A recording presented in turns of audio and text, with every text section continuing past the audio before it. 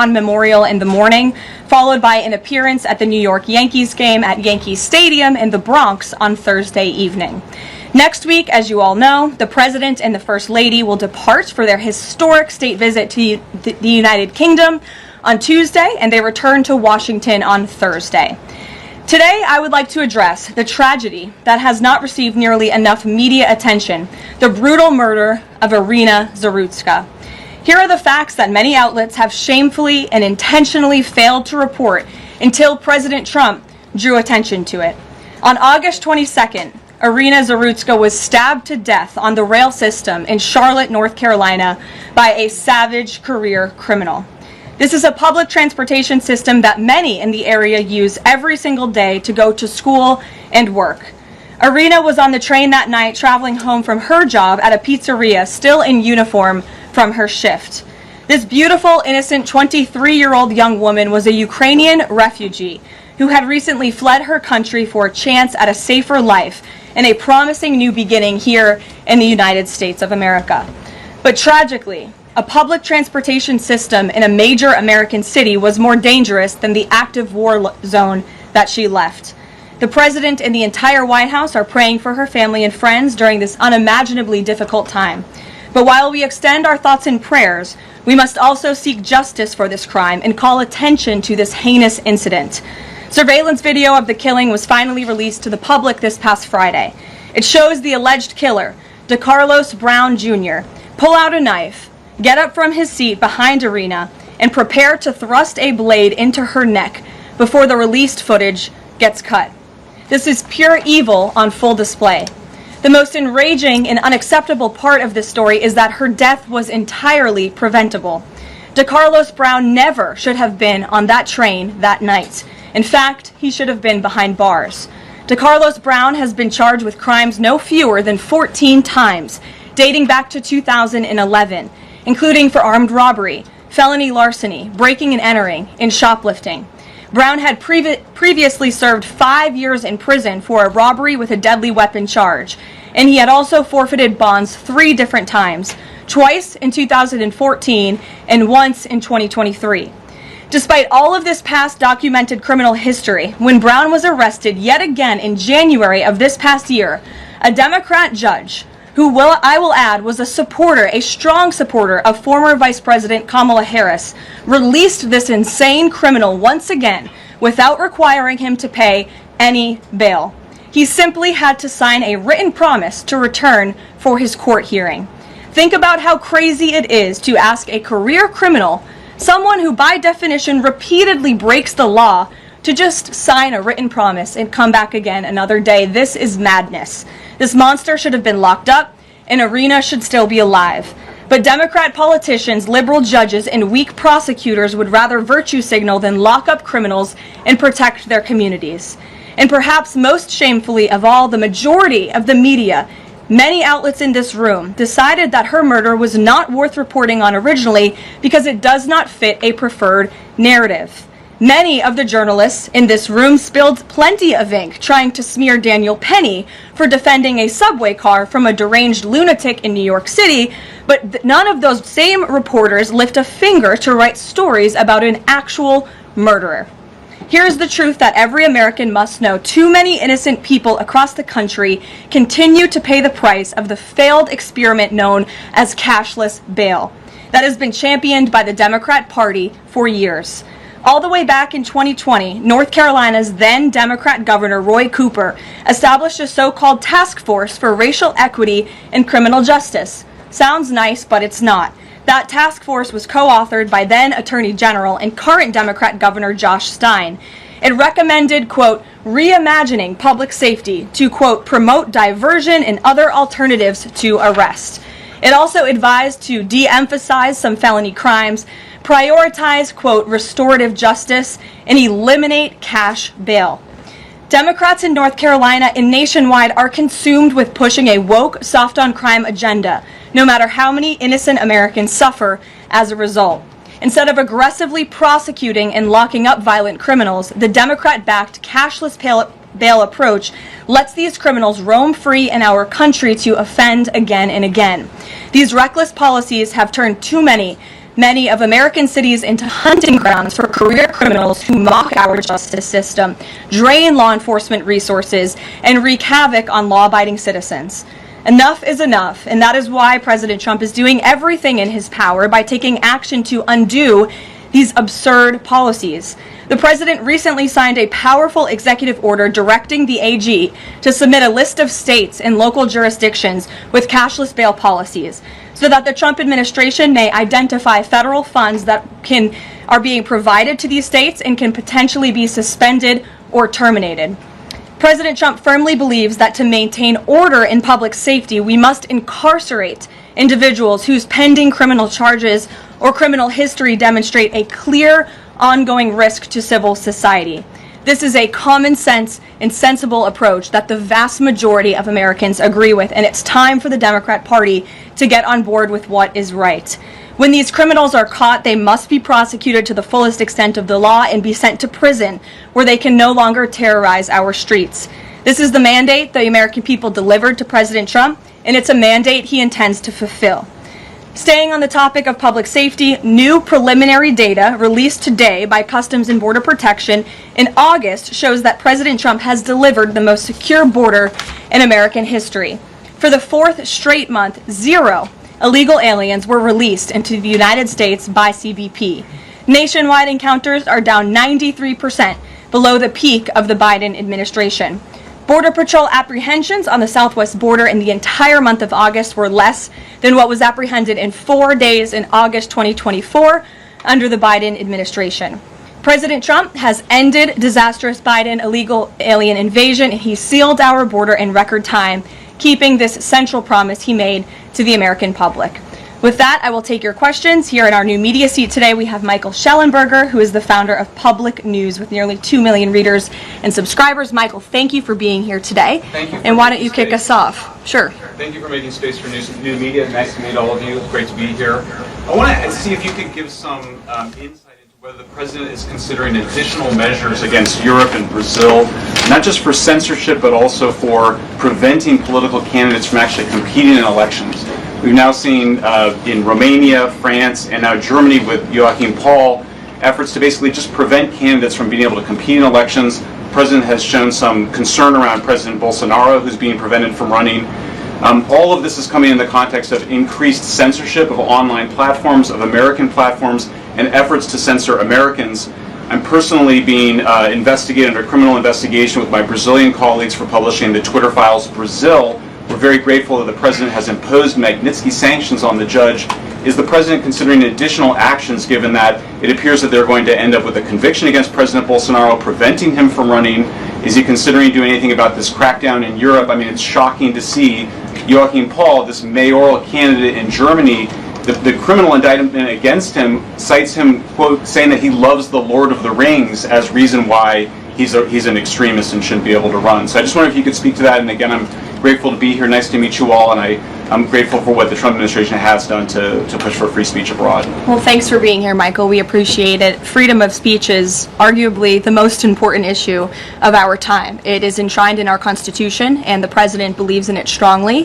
He himself faced censorship in his road back to this beautiful Oval Office here in Washington, D.C., so he takes this very seriously, as does, I know, the Vice President of the United States and the entire Trump administration, which is why we have taken significant action with regards to Brazil in the form of both sanctions and also leveraging the use of tariffs to ensure that countries around the world are not punishing their citizens in this way. And at the same time, the president is, while he's leveraging the United States to safeguard our interests abroad, he's also making sure that freedom of speech remains here in the United States of America. So I don't have any additional actions to preview for you today, but I can tell you this is a priority for the administration, and the president is unafraid to use the economic might, the military might of the United States of America to protect free speech around the world. Quick follow-up to that? Sure. Quick follow-up, which is just, there was a Reuters story saying that the Trump administration was looking at this Europe-U.S. trade deal as one of the sticking points, this issue of the censorship, not just of U.S. platforms, of Americans. Do you have any updates on how those trade talks are going? And I also wonder if the president is concerned about NATO membership. NATO membership requires that you be a democracy and you have free speech.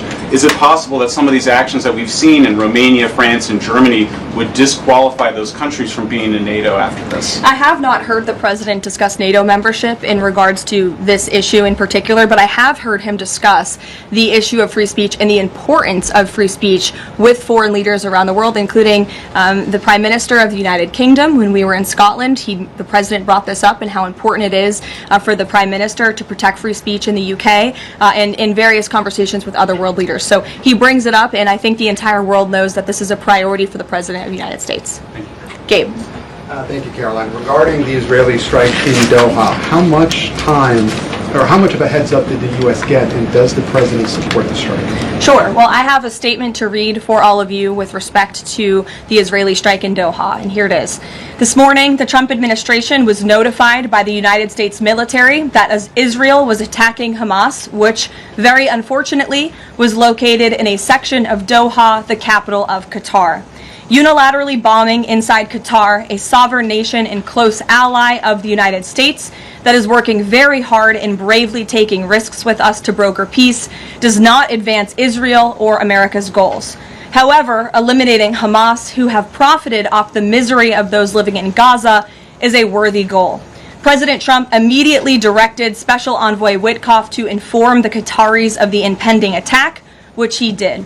The president views Qatar as a strong ally and friend of the United States and feels very badly about the location of this attack. President Trump wants all of the hostages in Gaza and the bodies of the dead released, and this war to end now. President Trump also spoke to Prime Minister Netanyahu after the attack. The Prime Minister told President Trump that he wants to make peace, and quickly. President Trump believes this unfortunate incident could serve as an opportunity for peace. The president also spoke to the Emir and Prime Minister of Qatar and thanked them for their support and friendship to our country. He assured them that such a thing will not happen again on their soil. And to be clear, the president disagrees with the location of the strike, and that he passed that along to Prime Minister Netanyahu. The president just confirmed that in the statement that I just read to you, which I spoke with him about before coming out here. Caroline, Jackie. Thank you, Caroline. So is the president upset with Netanyahu now?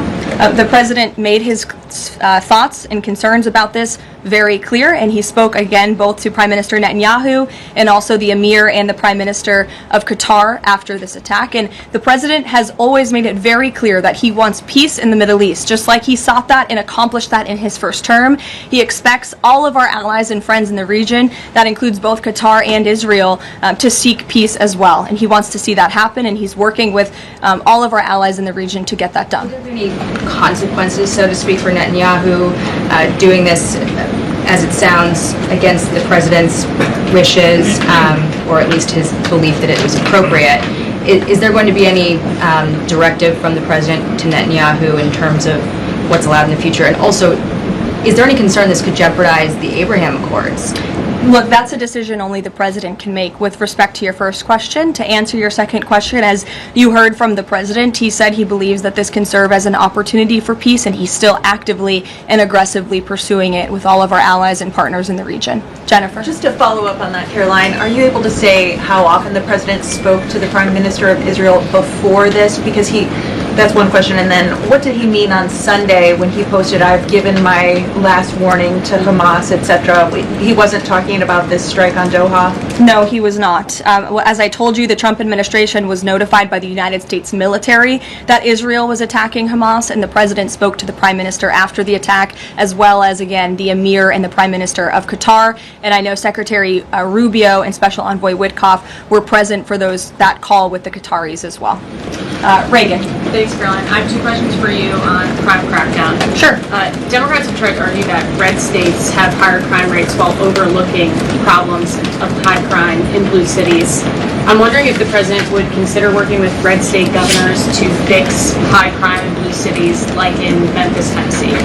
So first of all, I want to get to the premise of your question, Reagan, which is being pushed by Democrats, that there is crime in red states. Of course, there is crime in all states, but the crime in these cities is all in cities that are run by Democrats. If you look at the list of the top 20 high crime cities in the United States, every single one, with the exception of one in Louisiana, is run by a Democrat. And these Democrats have supported the same policies that I spoke about at the beginning of this briefing, like cashless bail. If you look at a red state, Mississippi, but a Democrat-run city in that state, Jackson, in 2019, Jackson, Mississippi eliminated cash bail for virtually all misdemeanor cases. And while Jackson is not formally a sanctuary city, the state of Mississippi formally banned sanctuary cities, and this city has acted as a de facto sanctuary city for criminals and illegal aliens since 2017. Same thing, Birmingham, Alabama, a Democrat-run city in a red state. In 2017, the Birmingham City Council unanimously passed a resolution, quote, committing to establish sanctuary policies. So if you actually look at the facts from these Democrat-run cities, these are cities that are run by Democrats and by by members of the Democrat Party. These are blue cities, and they have all supported these disastrous policies which allow repeated career criminals back onto the streets to further commit acts of violence. And so to answer your question, yes, the president wants to work with anyone across this country who wants to end these horrible policies and to bring law and order to our streets. And I think that is proven by his tremendous cooperation with the mayor of Washington, D.C. and our nation's capital. And just look at the results of that. And I do have some updates for you on the D.C. crime crackdown if anyone is interested. There have been a total of 2,177 arrests made since the start of the operation on August 7th. Just last night, there were 57 arrests made in Washington, D.C. Of the 57 arrests, there were 14 illegal aliens who were arrested, many of whom had prior criminal histories. And other arrests just last night in our nation's capital, so you all can be very grateful for this. Our great men and women of law enforcement, both federal and local, working together as they should, made an arrest on a warrant for assault with the intent to kill. The subject shot 2 adult males after an altercation. They made an arrest on a warrant for an armed carjacking. The subject assaulted an adult male in the face with a firearm and then took his keys. We also made an arrest on a warrant for simple assault and the destruction of property and subsequently charged with second-degree theft. Last night in D.C., there was an arrest for possession of a controlled substance with second-degree theft. There was an arrest for possession of a controlled substance with the intent to distribute. That subject, the person is also a subject of interest in a homicide and a carjacking. Last night in D.C., we also arrested a felon in possession of a firearm who was carrying that firearm without a license. So these are the career criminals. These are the bad guys that we are picking up in Washington, D.C. every day. The president would love to do this in every Democrat-run city across the country, and he hopes that more Democrats will call the White House to allow us to help them. One more that's D.C. specific. Congress is poised to not extend Trump's federalization of the D.C. police. Mayor Bowser signed an executive order formalizing cooperation with federal forces. You just mentioned all the success that the operation has had. Does the White House believe that the Mayor Bowser's action is enough to continue the crime crackdown? We are very grateful for the mayor's cooperation in this effort, and we look forward to continuing to work with her and the Metropolitan Police Department. Bloomberg. Thanks, Caroline. The president says, he was planning to speak with Putin soon. Can we expect a phone call between the two leaders this week? I don't have any phone calls to read out between you, the president, and any other foreign leaders. Ed. Thanks, Carol. I want to ask about the benchmark revisions that came out. If you look at the revisions between March of 2024 and March of 2025, and you do a little math, it averages out to 73,000 jobs roughly per month added to the economy, less than what was thought. When can we expect the Trump administration, now that their policies are rolling out, for that increase, that average to increase? Well, let me just say something about the revisions that came out this morning, and this was one of the biggest revisions in absolute terms in decades. In the benchmark year, March 2024 to 2025, shows that the job growth was vastly weaker during the Biden administration than ever previously reported. Between this revision and last year's, job growth was actually overstated by approximately 2 million jobs. And the Biden administration stood up here and vouched for that data and told you that data was real. And when President Trump calls into question the veracity of that data, like he did before he took the oath of office and even now as President of the United States, he was ridiculed for that. And turns out this revision proves 2 things. Number one, the president was right, and this is why we need new leadership at the Fed. And this makes it very clear that President Trump inherited a much worse economy by the Biden administration than ever reported. And it also also proves that the Federal Reserve is holding our monetary policy far too restrictive. Interest rates are too high. The Fed needs to cut the rates because of the mess that we inherited from the Biden administration. Time frame. The president has said a year. Secretary Bessent said maybe the fourth quarter. When can we expect these numbers to increase? Well, first, we need accurate numbers. We need truthful and honest data, which is why the president took the monumental step to try and appoint and confirm new leadership at the BLS so we can have data that we can actually rely on. And that's what the president is doing, and we hope that his nominee will soon be confirmed. Charlie. You addressed the crime of Irina Zurika, and the president has done a lot to deliver justice for victims of crimes like that horrific stabbing. And the Epstein files are back in the news because a lot of Americans feel that that Jeffrey Epstein's victims never got justice. Does the president care about these victims? Do you think he can does he want to deliver more justice for them, and is he willing to meet with them? The president cares about victims of all crimes, and that's why Republicans in the Trump Department of Justice have done more in terms of transparency when it comes to the Epstein case than any prior administration. And why are the Democrats all of a sudden caring about this? It's because they are desperately trying to concoct a hoax to smear the President of the United States. We have seen this time and time again.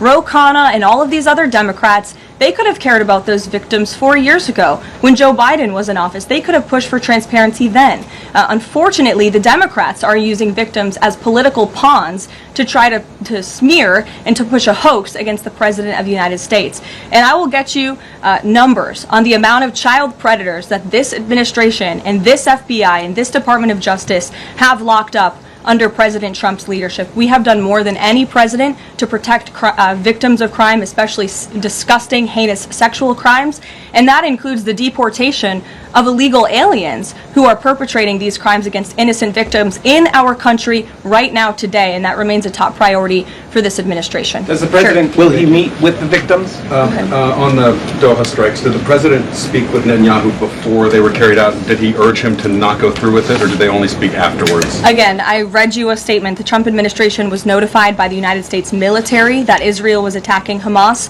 The president directed his special envoy Witkoff to immediately call the Qataris, and after the attack, he spoke to Prime Minister Netanyahu. One more. Behind you. Thank you. Go ahead.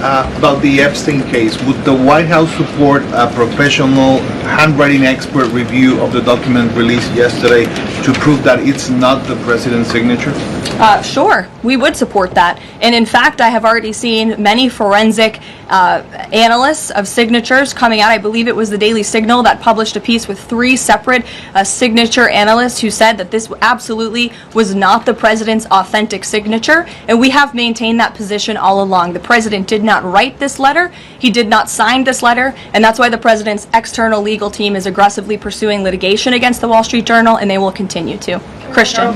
Thanks, Caroline. Following up on Ed, now that we have these revised jobs numbers, is the president concerned at all that price spikes, stemming from his tariffs through the end of the year might actually be driving the country towards a depression or a recession? What I'm asking is he committed to these policies now that we know how faulty the jobs data was?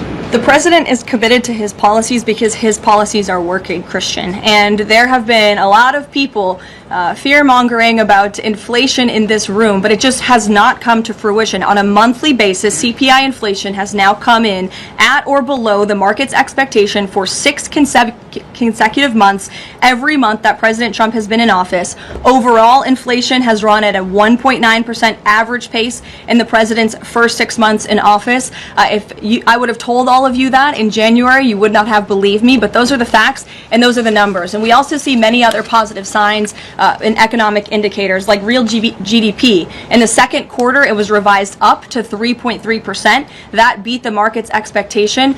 We know there's a capital spending boom right now, which we know is one of the greatest economic indicators of job growth. We know wages are increasing at a far faster pace than they were under the previous administration. We see productivity in the second quarter was also revised up to a strong 3.3%. And total industrial production, factory output also surged. All of this means the economy is moving, people are working, people are spending money. You look at consumer spending, that is also ticking up and in the right direction. And a large part, it's because of the incredible work the president has done in terms of energy and unlocking our energy dominance in this country. Again, these jobs The numbers from the BLS today prove that the economy was an absolute mess, and we are working every single day to fix it, and all of those indicators I just read for you are positive sign of what is to come. Just one more quickly on Sure, trade. Danny.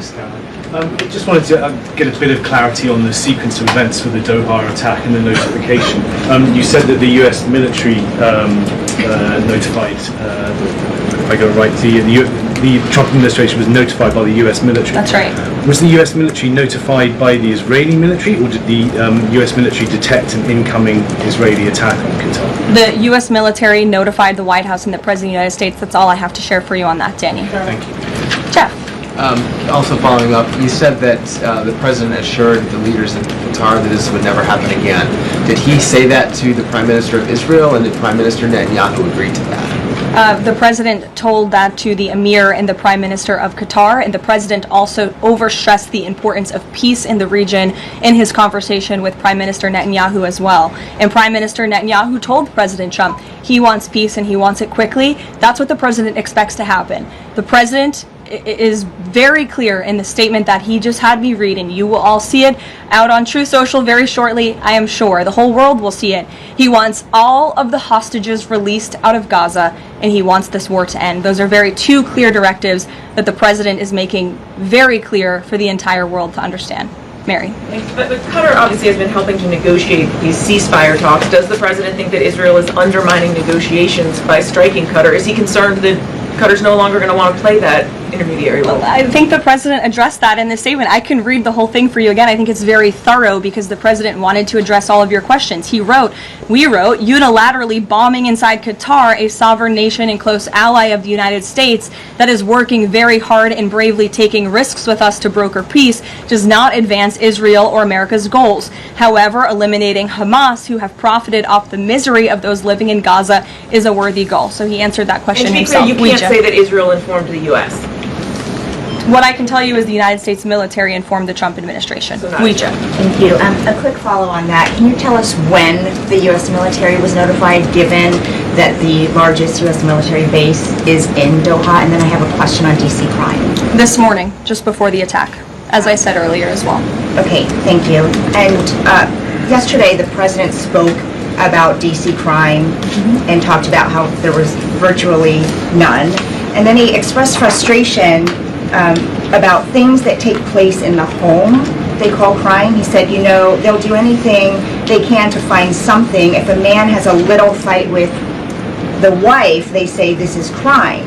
See, now I can't claim 100%. Exactly what crimes was the president referring to? He wasn't referring to crimes. That's exactly the point he was making, Ouija. What the president is saying is that these crimes will be made up and reported as a crime to undermine the great work that the federal task force is doing to reduce crime in Washington, D.C. And I think the president has every reason to believe that, given the efforts of many reporters in this room who actively seek to undermine the president and what he's doing in our nation's capital. We all know that deep inside you all agree with this because you all live here, and I'm sure you are very grateful for the administration's efforts to make the city, which we all reside in, much safer for ourselves and our families. Michael. Thank you, Caroline. Florida Congressman Randy Fine is calling for judges to face consequences if the violent repeat offenders they release go on to commit new crimes. Is that something the president supports? It's not something I've heard the president discuss. You can ask him yourself next time you have the opportunity to. How's that? Caroline, one more question. On Thursday, President Trump will head to the Pentagon and also to New York City in honor of the 24th anniversary of 9/11. Has the president expressed any interest on creating or having congressmen create a new 9/11 commission to answer some of the ongoing questions many Americans have about that day?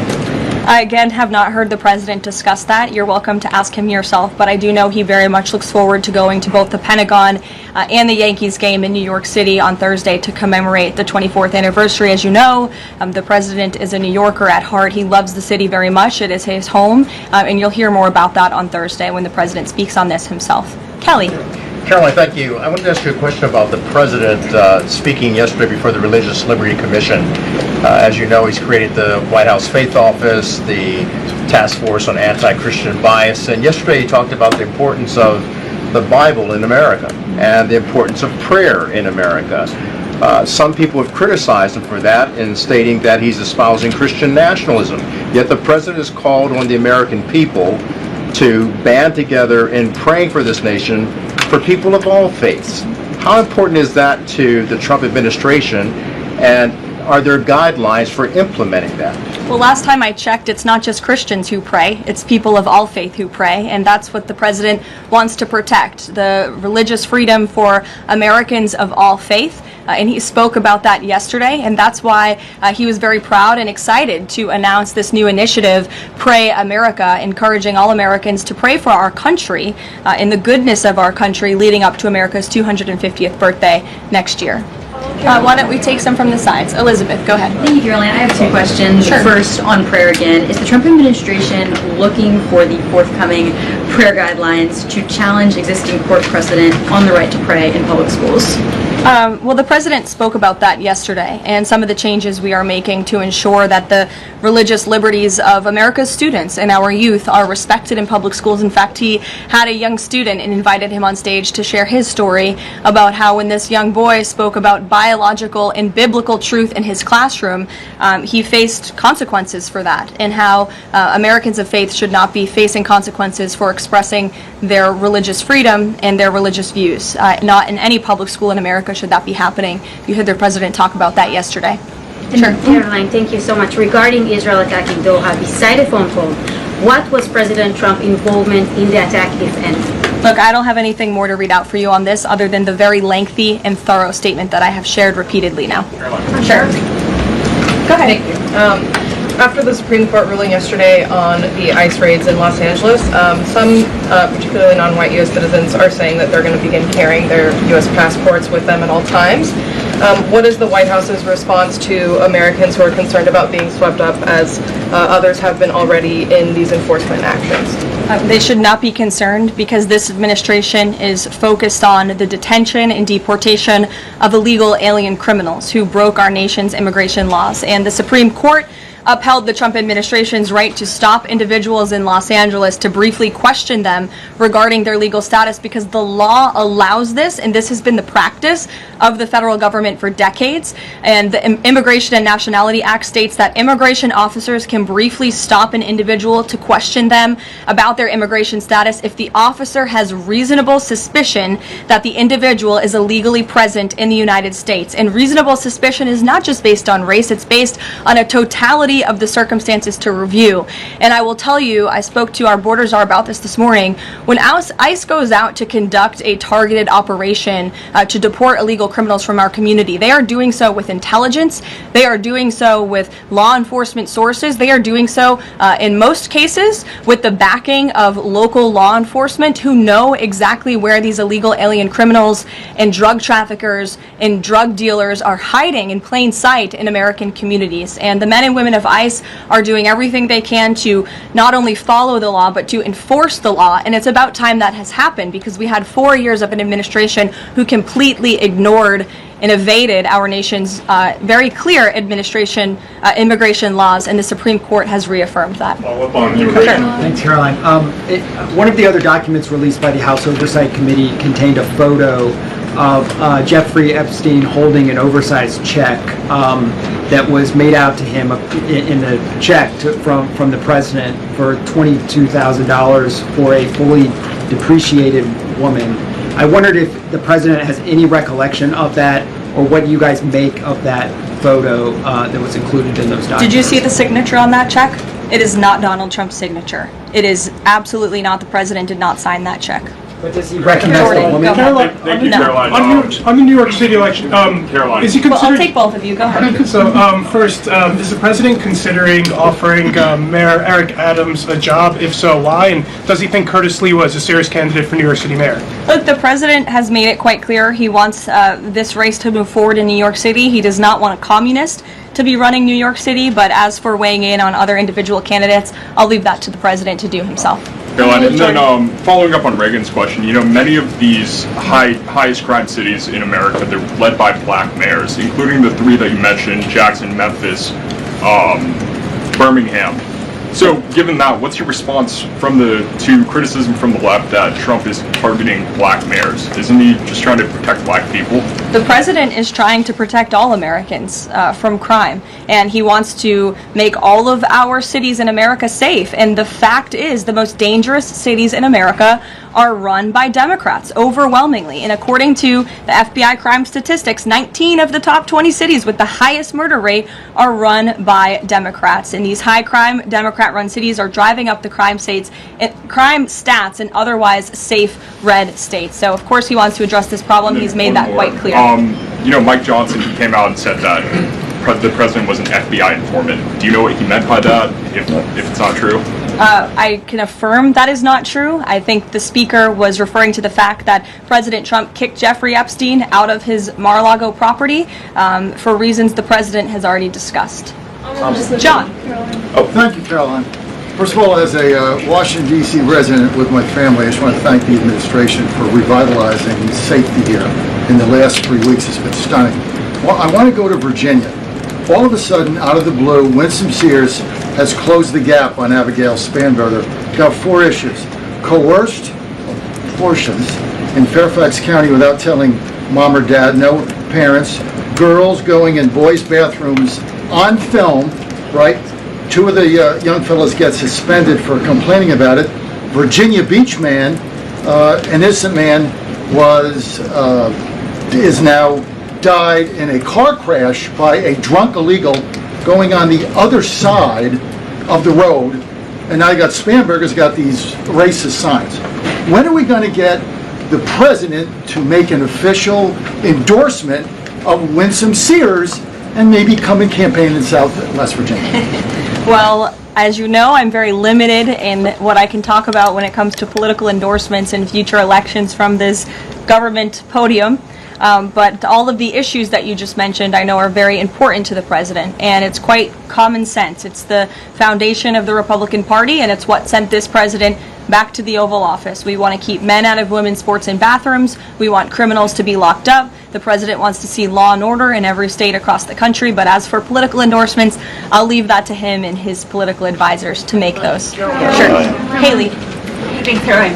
I have 2 questions for you, if it's okay. One on Doha and one on immigration and crime. Sure. On Doha, ahead of the strike we saw today, did the administration at any point try to dissuade the Israelis from the potential for an action like we saw today? Again, I have answered questions repeatedly on this. I have a very lengthy statement which we will release after this briefing for all of you to read and to report on once again.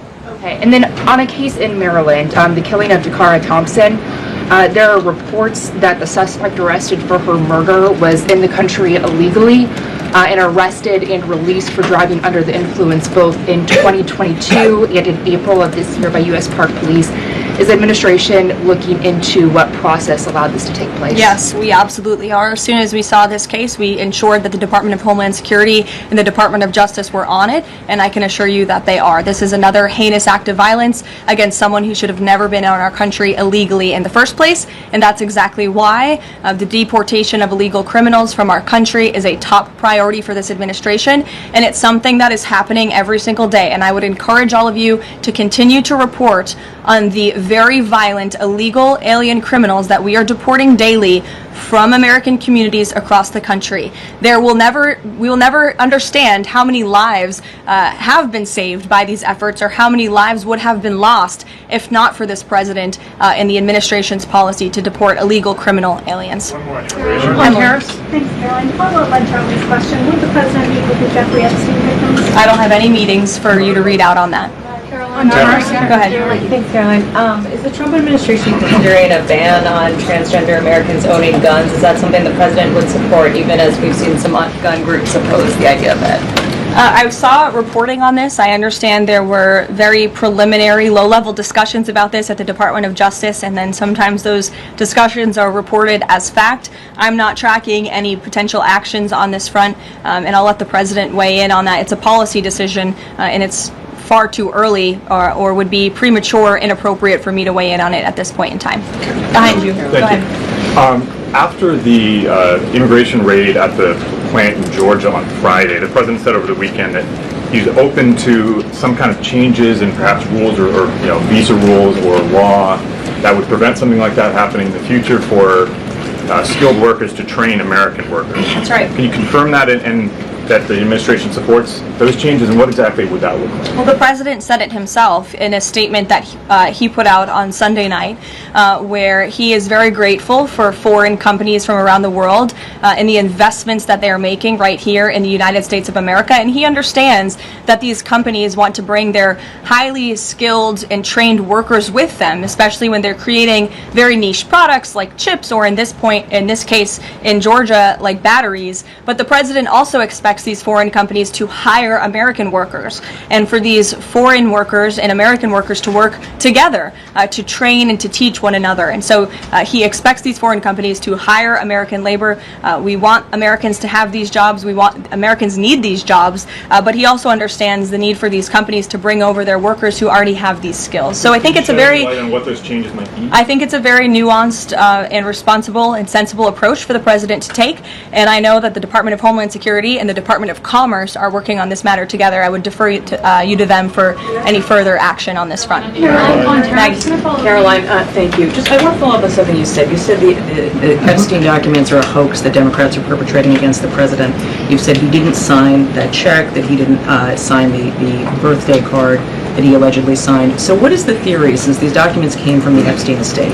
Who is, I guess in your view, faking these documents? I did not say the documents are a hoax. I said the entire narrative surrounding Jeffrey Epstein right now that is absorbing many of the liberal cable channels on television is a hoax that is being perpetuated by opportunistic Democrats like Ro Khanna and the others whom you saw on that press conference outside of Capitol Hill, who are trying to push this hoax against the President of the United States. What exactly is the hoax? I'm just trying to understand what's fake. What's fake is not the documents. The hoax is the Democrats pretending to care about victims of crime when they do not care about victims of crime, when they have done nothing to solve crimes, when they have done nothing to lock up child pedophiles and child rapists across the country, and when they are now using victims as political props to try and, again, smear the President of the United States and drag on this bad story about him. It is a distraction. The Democrats view this story as nothing more than an attempt to distract from the accomplishments and the achievements of this administration, and that is what we mean when we call it a hoax. If he didn't sign these, if you said he didn't sign the birthday card, he didn't do this, he also didn't do the check, those were in documents from the estate. So what is the working theory as to why he's in them? The president has one of the most famous signatures in the world, and he has for many, many years. You know that, Maggie, you've covered him for a long time, long before he assumed this office when he was a businessman in New York. The president did not write that letter. He did not sign those documents. He maintains that position, and that position will be argued in court by his lawyers. The president is very confident he is going to win this case. Deanna. Thank you. Is the president planning to meet with Eric Adams in New York, maybe at the Yankees game? And has he personally talked to him about the race? I am not tracking any meeting with Mayor Adams at this time, but if that happens, I'm sure the New York Post will be one of the first people to know about it. I'll take a couple more questions. Why don't we go to the back? Tom Dempsey with News Nation. Regarding the growing U.S. military News presence, Nation, all the way in the back. regarding the U.S. military, the growing U.S. military presence in the Caribbean, when asked directly about possible future military action, President Trump responded, "You're going to find out." What can the U.S. public expect of that situation moving forward, and what sort of ongoing threat does Trendeo Agra? I think it would be very unwise of me to preview what the president meant from this podium. But I think what the heart of what the president was saying, I know what the heart of what the president was saying in this administration believes, is that the regime in Venezuela is illegitimate. And it is unacceptable to this president and this administration to traffic illegal, deadly drugs into the United States of America. And that's why the president and the administration took very strong action against a boat and 11 narco-terrorists in international waters, as you all saw. I think that sends a very strong message to drug traffickers around the world. The president will not tolerate it, and the amount of drugs on that boat represents the lives of thousands of Americans that could have been killed by that deadly poison, and we're not going to allow that deadly poison